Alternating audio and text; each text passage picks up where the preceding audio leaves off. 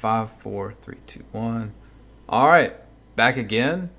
Joined with, Studioredband. and now we're gonna dive into Stallone's Isobar. Yeah, Dead Reckoning, aka The Train, aka Isobar, aka The Isobar Run 1987 to 1991. Now, before we get into that, and we have a lot of information to cover on this one. This is gonna be lengthy, but what have you heard over the years about this one, and what's your thoughts on Isobar? Because this was going to be Stallone's creature feature. Oh yeah, like there's just so many instances I've had regarding this. I even found a really bad audio quality.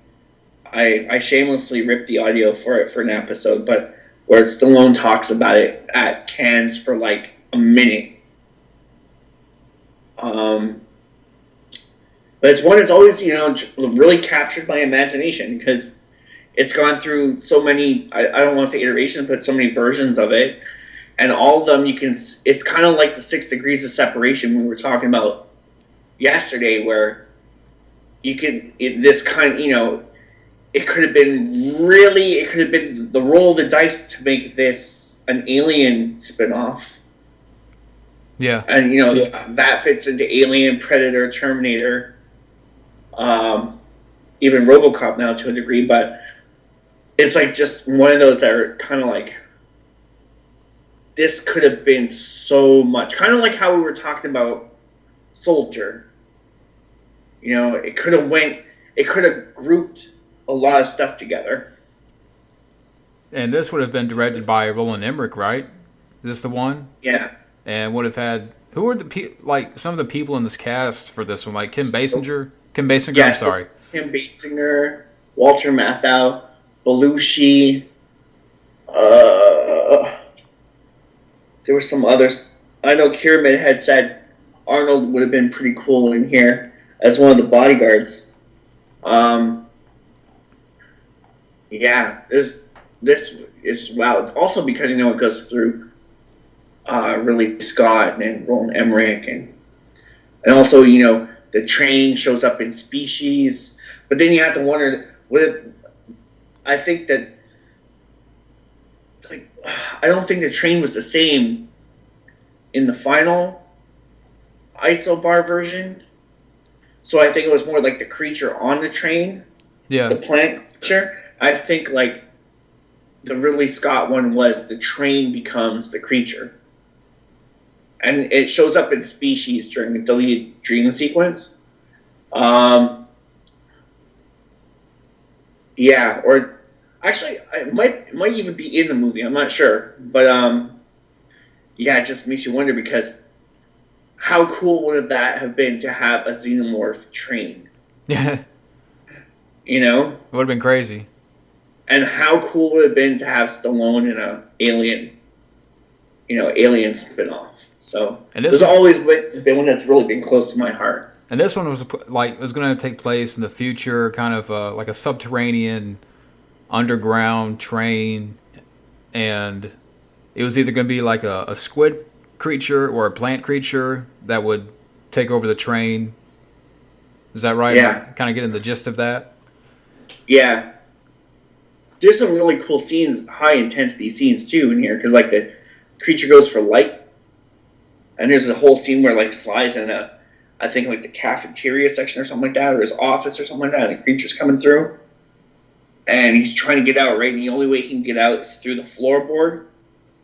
So he's trying to unlock the floorboard, and the creature's coming at him. So he'll do stuff like he'll cut wires in the floorboard to like the microwave or something, right? And then the creature will get psyched out and go over to it and like look around, and then come back, and then come closer and closer, and then Sly will like cut off the coffee machine or something, and the creature freaks out and goes over the coffee. And that keeps on happening, right? And the creature gets closer and closer. And he finally gets the door open, and the creature like reaches in to grab him and grabs him, and Sly like closes the door on it and cuts off its tendril. And he like looks at the camera and goes, "I hate this job." Yeah. So it was a squid creature? Yeah, it was kind of like it had like tentacles and stuff. And it would regrow? Yeah, there's like another cool scene where they have their flashlights and the lights go out and the creatures in the room with them and they're like all together. And he takes the flashlight. I think something happens with the girl where she accidentally flashed the light or something and it kills her. But there's a really cool scene where Sly like sacrifices himself. It's pretty cool. And to get into a lot of the production with that. And so again, we have a lot of notes here to cover, and it's really interesting. It's going to be really cool to dive into this stuff. Yeah, this is one for the ages, man, because this is one, like when they usually say, like, okay, what would you trade for it? Like, what Sly movie would you trade for this one? Like, this is one where I can actually really start thinking, oh yeah, what would I trade? Well, that's a good question to ask now, because you think about this time period. I mean, what are we looking at here? They started working on it between 87 and 91. Yeah. And you think maybe it would have come out in the mid 90s? Or yeah, 92, 93, probably 92. 92 was such a great time. This could have been like the last of the true 80s movies, This could have been like because like 93 starts that whole kind of like Americana kind of action. Yeah. Of the 90s. Like Falling Down, Die Hard 3, kind of like lengthy, like the movies went from like 80 minutes to like 2 hours, Yeah, that's a good point. So this could have been like the last, but I can, like if they were gonna make this, it's a really long script, and I mean, not only is it really long, but the pages are really full. So it's like, it's 100 something pages, but it's like it's super, super full. It's not like reading a regular script where the pages kind of go by once you get into it. It's kind of like every page is significant. So this could have easily been a 2-3 hour movie. And I had to look up real quick, because this is, if we're talking 92, this is around the same time he did Universal Soldier.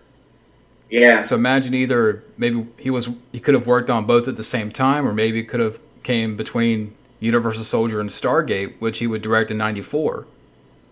Yeah. I could see this being an opus. I could see this being like 3 hours and 21 minutes. 3, 2, 1, Dead Reckoning. Yeah. But I was getting to a point, and I forgot what I was going to mention before. Damn, what was it? I was going to mention something that I forgot.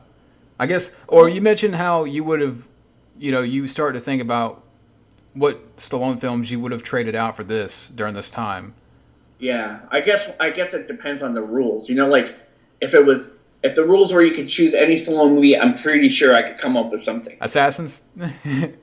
I like Assassins for one line in the movie.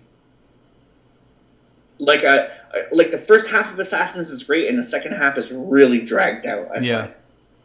If it wasn't so dragged out, or if it moved faster, I think I would have liked it a lot more. But so the one line I love in it is when they're sitting in the taxi cab, and he fucking and Miguel Bain, Antonio Banderas tries to shoot him through the glass, like through the divider, and Stallone looks at him like with that shocked look, and he's just like, I had to try. Who knows? Maybe it wasn't made in America. Yeah, Stallone and Banderas, they're not bad in the movie. Yeah, they're great together. I love them together. I even love them in Expendables 3. A lot of people didn't like him in there, but I loved him. He was the heart. He was the heart of Expendables 3. Oh. But if I had to choose one, well, thinking about it, I mean, really, Stallone, you could have easily put this in 92, because nothing came out that year that he did. Yeah. So it would have. Yeah. Imagine this being like a serve up to Cliffhanger and Demolition Man. God damn. Damn. That would have been amazing. And I guess before. I just want to say one more thing about Banderas is even in Expendables 3, he has the best line too. like where like they're leaving on the mission, and he's just talking Sly's ear off for like 3 hours. And he's like, Sly's really annoyed, and then they see the old team coming in to greet them, and he's like, who is that? And Sly's like, my old team. But like, it's that one moment that's so Rambo on Sly, and it's like the one moment that's totally Sly hypnotizing in that movie. Man. So I'd like to see them do more stuff together, because Banderas gets some really good stuff out of Sly. Yeah, they have a good chemistry. Mm-hmm. And what was I saying? Fuck. Hold on. I'm trying to remember here. Yeah, 92. Yeah. Saying it just came out in 92 because I wasn't doing much. Or yeah, the question I was going to ask before we deep dive here, like, what do you think this would have done for Stallone's career if you're thinking 92? If they did it right, it could have been like that Park movement of like the total perfect in between of the 80s action ending and that new color pop of the 90s coming in. It could have been that perfect fit right in the middle, like that perfect, like the movie that joins the two different styles of cinema. You know, like an event film. Like, I really like if they would have done it right. Especially with it's like the dice roll's good, right? Like Roland Emmerich, even his boring movies are good. Yeah, and I was thinking too with the blend of action and sci-fi and horror, right? Because it's not like Stallone has never done a creature feature in his filmography. Mm. So, or he never did something like Predator or anything like that, which is something that Stallone fans, myself, like you, Rambraff and other people out there. Okay, we've always wanted to see Sly in a creature feature. Yeah. I always wanted to see a fucking Sly Bigfoot movie. That'd be badass. Put that in like Rambo versus Bigfoot. Yeah. Because there was at that time they filmed that film. I think like around the time of the filming when they were working on the highway, there was a big Bigfoot thing that happened out there. The guy was on Sasquatch Chronicles talking about how like there was all these Bigfoot sightings out there at that time. And if you like when I was doing the Oculus thing, when you guys were on, when we were doing like the Oculus going through Hope and stuff, there's all this Bigfoot stuff out there. They have a Bigfoot statue right in the middle of the town. That's pretty cool. Mm-hmm. But now we're they don't tear down that statue. Nah, Bigfoot will come after him. Yeah, Harry Henderson be pissed. Fuck. All right. Here we go. Here we go. All right. So screenwriter Jim Olds wrote and sold his first version of the script titled Death Reckoning to Joel Silver and Chronicle Pictures around 1987 for $400,000. Olds is also the only one who later wrote the script for David Fincher's Fight Club. The original version of Isobar script took place in a futuristic dystopian, overcrowded Los Angeles. It dealt with humanoid with a genetically altered brain that was intended to be used as the hard drive in an artificial intelligence project. And this creature gets loose on a high-speed runaway underground train inside Super Subway. This special forces team is then sent by some mysterious company to find and capture the humanoid. Try and think of a combination of alien and aliens, and that's basically what the script was. It's cool because one of the stops is Montreal on the map. They show you the map in there. It's pretty cool. 1988, Chronicle Studios bosses Mario Casar and Andrew Giovanna hired Ridley Scott to direct the film. Jim Olds also rewrote the script and changed the story so that the creature in the script was now a super adaptive humanoid that was caught thriving outside in the environments that's hostile to humans. It is put onto the train to be transported to a special lab. It breaks free, then it must adapt faster to stay alive inside the train. It acquires massive doses of adrenaline to do this, so it kills people to get it. The script was also titled From Dead Reckoning into the Train. Scott hired H.R. Giger to design all kinds of crazy special effects of the train and the monsters for the film. Giger worked on the project between the summer of 1988 and the spring of 1989 when Scott gave up from it because of disagreements he had with Joel Silver and the studio, who wouldn't let him have any artistic freedom on the project. Then Giger also walked away. Some of Giger's unused effects were used in another film he worked on, Species, from 1995. I have to ask real quick to interject. Like, what do you think Ridley Scott would have done? Oh man! Imagine if Ridley went all James Cameron on this, and it would have been really cool. Like that's the gist I get from it, is no one's saying alien, but you can so tell it could have been alien. Even the fucking train looks like a xenomorph. Exactly. So it's like, oh man, this could have been really cool. And that could have been really cool because that could have helped spin off earlier, Like that could have been a spin off. Alien vs. Predator could have been a spin off, They could have played around with it because fucking Scott came back and tried to do that with fucking the prequels. Yeah. So imagine he could have done it when he had that, that still practical drive to him. I think it could have worked out really good. Yeah, I agree. Especially with Giger. Definitely. Yeah. Okay, so then Roland Emmerich was hired to direct the film, and he worked on the project between 1989 and 1991. And at the time, the script was retitled into Isobar. This was actually the title of another unproduced script with troubled history, and Joel Silver liked the title, so the train in the script was renamed Isobar. Why not mention a little something about this other unproduced script? Does he say what it was? Because it's an acronym. Fuck, I can't remember. Interballistic oscillating. I want to say bar. Yeah. I think it's inter. Oh, you mean what Isobar stands for? Okay. Yeah. Fuck, I can't remember. The last one's railway. I'm not sure. Anyway. So written by Jer Cunningham for Joel Silver, the Isobar script dealt with a mutant professional fighter in a future world on a quest to discover the truth of his origins, and the script was written with Arnold Schwarzenegger in mind to play the mutant role.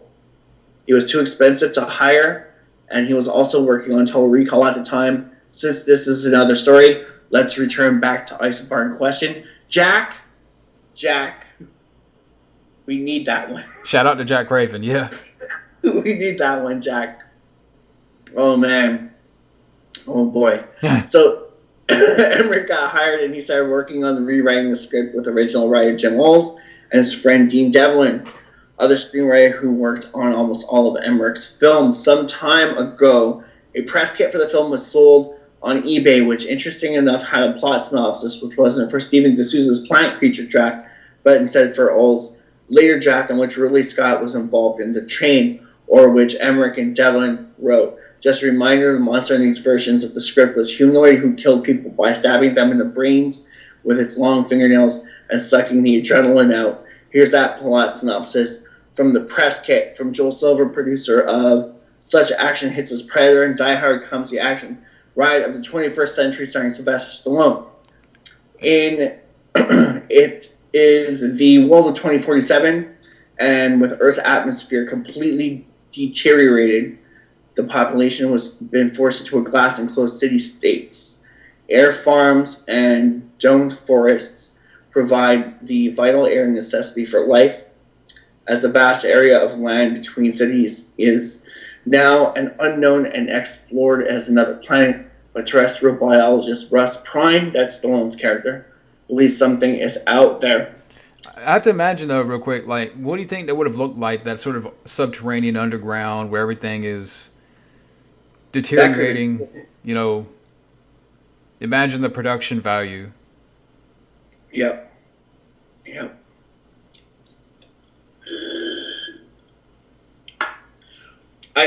I would think that there would be a lot of matte painting in this. Yeah, it would have been really cool. Like the old style where they used to do it on glass. Yeah, James Cameron used to do that, right? That's how he started out. He was matte painting yeah. on glass. That's crazy.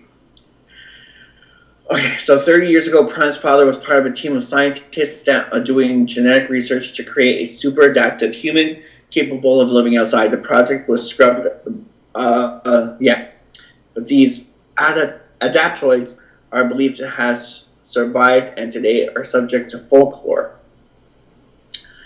So when Prime finally captures one of the creatures the government requests, he transport it across the country for study. But it's a killer, and when it escapes on board the super speed underground train of the future, only Prime can stop it on this runway ride of terror. But Joel Silver didn't like the direction in which Emmerich and Devlin were rewriting the script. Basically, they were writing it to be very serious and dark, sci-fi horror similar to Alien, while he wanted much more exciting action sci-fi thriller. Which you would have preferred, like more dark and serious, and more of like an exciting, suspenseful sci-fi action?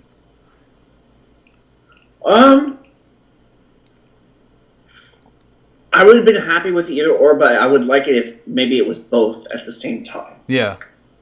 Yeah. Because they could have went Aliens with it, you know?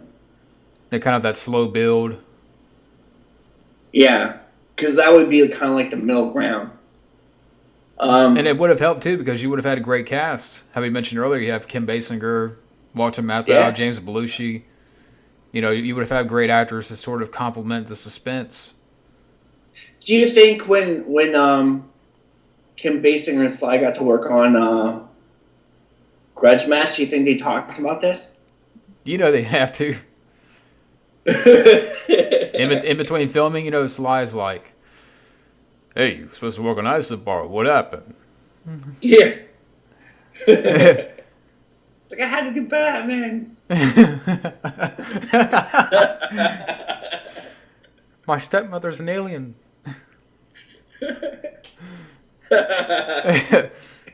Oh man, that's a great one. It says here that that's why Silver hired his friend and screenwriter Stephen E. D'Souza to write his version of the script based on what Silver had wanted. D'Souza changed a lot of things in the script, like, for example, he changed the monster to be a plant-like creature who kills people by stabbing them with its tentacles and sucks the water out of their bodies. And unlike the ending in All's and Devlin's version of the script, the ending in D'Souza's draft was much more happier, and it ended with the monster drawing, and then its body helps the earth to restart growing plants again. Because in the story of the script, massive pollution destroyed the earth. That kind of reminds me of Mossman. So D'Souza's script had that more of a cheery, you know, okay, the creature has to come up and... Yeah. I like that, though. I like that. Yeah, that would have been better. Then that totally opens, you know, Isobar 2, right? Isobar 2, now, the world is good, we thought, but the fucking aliens, they don't want us here anymore. Yeah. The fucking tentacles growing into your house. Their cousins are back. Independence Day. Yeah.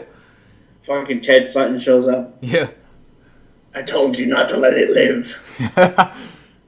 The earth was better dead. Yeah. Oh, dead man. reckoning. Dead reckoning. Okay. So then everything went to shit. Silver refused to even read Devlin's draft of the script, and he was only interested in producing the film only if D'Souza would be used. Emmerich, on the other hand, was only going to direct the film if Devlin's draft would be used. And that was just one of the reasons why both Silver and Emmerich walked away from the project. It's a shame because Carolco were going to give the movie a $90 million budget. Wow. Yeah. And during all the pre-production problems with the script rewrites, Rick Baker was hired to design and make all of the creature effects, which would have been really cool. Which he did, but it was all for nothing since the movie was never made. The same thing happened to him on several other movie projects, like, for example, John Carpenter's Creature from the Black Lagoon remake, which was another one that was canceled. Wes Craven's original version of Cursed, which had all the practical werewolf effects. A horrible final version of the film was shitty CGI. That's another movie I haven't seen, but I agree because, like, the clips I've seen with the werewolf stuff, I would have rather seen a practical Wes Craven creature film. I do have the film, but I still haven't seen the film yet. I've heard of its reputation. And Creature from the Black Lagoon, I think we're going to get to that later, too. It's in the notes somewhere. So Sylvester Stallone, Kim Basinger, and James Belushi, and Walter Matthau were some of the actors who were going to play the main roles in Isobar. And Stallone's character, Russell Prine, was supposed to be this unlikely hero who at first would be a bit of an asshole towards everyone because he was working for a company who owned the Isobar train. Later, he would go and risk his life trying to save everyone in it from the monster and try to stop the train from crashing before it reaches its destination. So what's interesting is D'Souza's version of the script was considered to be one of the weakest of all, and even he agreed to that. So I don't know why was Joel Silver still such a dickhead that he wouldn't let Emmerich try to make the movie that he wanted to. And since Carolco Pictures went bankrupt not too long after, Isobar was never picked up for production again. Wow. Yeah. So Emmerich and Emmerich. It's somebody else. Yeah. Emmerich and Devlin did try to get the film made again around the early 2000s, possibly 2001. Few years later, after they made Godzilla in 1998, they hired screenwriter Tad Murphy to write the script again, which was retitled The Isobar Run.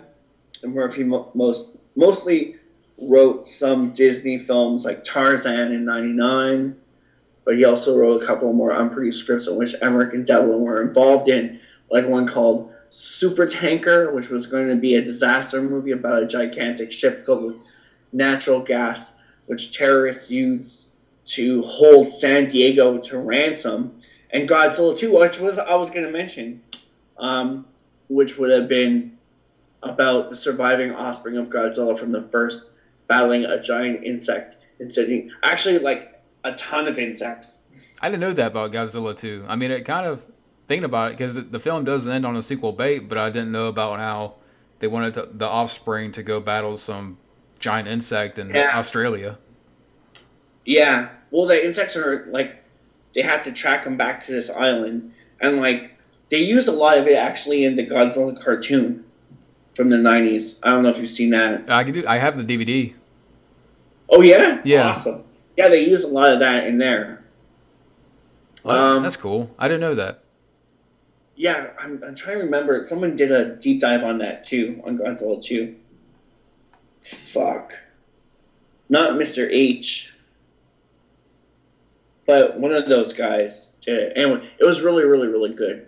So a lot of stuff from D'Souza's script was kept in Murphy's The Isobar Run script, but it was still very different. Like, for example, the character of Prime was now some sort of cop who gets on the train while hunting some young boy, and the two of them would have to battle the monster, and it sounds like in the script the monster was entirely toned the monster entire tone of the story would have been way more similar to Alien 79 and The Thing 82.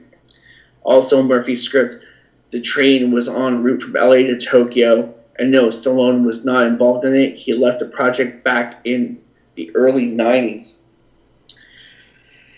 So it goes on to say that Jack says that I don't know much about this script, other than how Murphy had to rewrite a second draft working from the notes by Emmerich and Devlin, who apparently didn't like how serious and dark his first draft was. And Devlin tried to start the project again in 2006, but it seems that ever since then there was no more attempts to get the film made.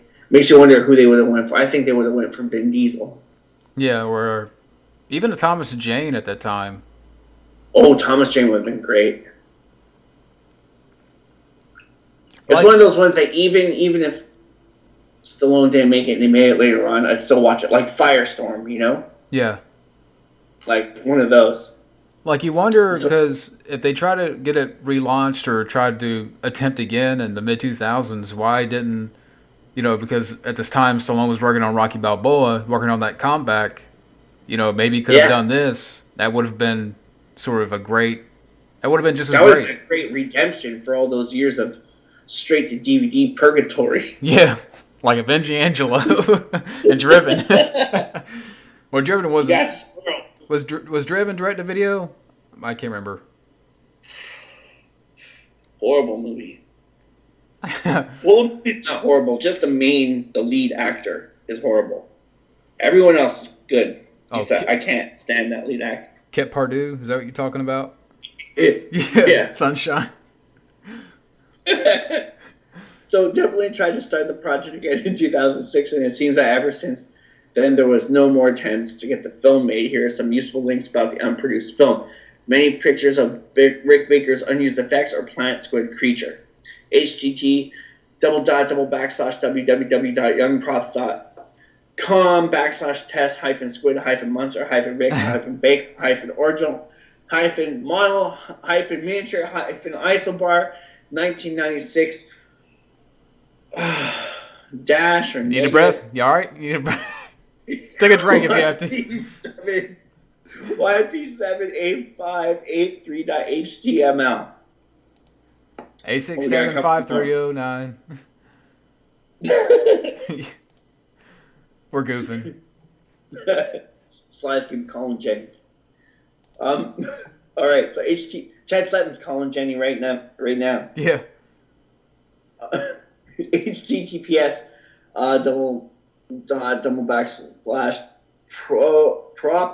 propstarauction.com/view.auctions not dot hyphen /individual hyphen lots hyphen question mark equals isobar and pages equals 1 and items equals 96. Another unused effect showing one of the corpses was that HT double dot. I had to click on. I want to see this. www. Oh wow. Wow. /media /147687940348348344096 underscore 4162182034. Sorry. I fine. No, but are you looking at it? Well, I clicked on it. It says right here, folks. Yeah, there was an unused effect showing one of the corpses, and we'll put the links in the box. But this picture right here, imagine the film Life Force. Yeah. Where those bodies get sucked dry.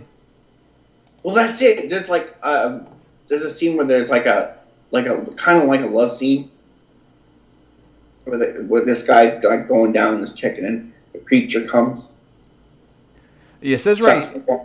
The chick. It says right here with the post, and again, we'll put this in the box, but it says this guy sculpted a shriveled corpse at Rick Baker's shop. Talks about how the plant monster that sucks out the moisture. I guess producers decided Stallone outwitting a plant monster is something that audiences didn't want to see, so it was pulled. The creature design, however, was very cool, and it's a bummer that it wasn't finished. So I guess whoever posted this worked on the movie. But imagine I'm looking at this right now, and I'm thinking about the film Life Force. Is it the one like the miniature on the table? It's standing up. Yeah, I've seen a couple of these, and they're freaking fantastic. Or think like in The Mummy, the 1999 movie where Hemotep would dry people up. Or you can for more later reference, but Life Force is a great one. Okay, so it says you can find pictures of H.R. Giger's artwork For this and Ridley Scott's The Train version online, just search for H.R. Giger, The Train, or H.R. Giger Isobar. And finishing off, it says Kiramid Head's screenplay archaeology episode about Isobar. Absolute must-see if you want to know more about this project that I included here and all the different scripts that were written for it, including Tab Murphy's final draft in the 2000s. You can find that at https. Oh, losing Matt a little bit. I watch YouTube. I guess YouTube /YouTube PJUKKWWDG. But that Kiramid episode, wow. You know, like a lot of people think that what we do is easy in the sense that we just, you know, like say here, press a button and it's done. But a lot of work really goes into what we do, especially like with what we're doing now with Jack's Notes. It's a lot of work. But when you go over and when you catch that Kiramid Head episode, it's just fantastic because not only does he do he reads all the scripts and then he reviews it off of reading all of them. So there's a lot of work. You know, that's what, 15, 20 hours of work. Yeah. Just before he can get to making something. So I really love what he does. He has a great Punisher, Thomas Jane Punisher sequel video. He just has some fantastic out of this world episodes. And this is one of them. This is it's just beautiful. And now I want to check out his channel again. I've heard of his channel, but I haven't watched any videos lately, but now I want to go check out what he's done. Yeah, he's great. Like, there's like the level of professionalism is just whoa.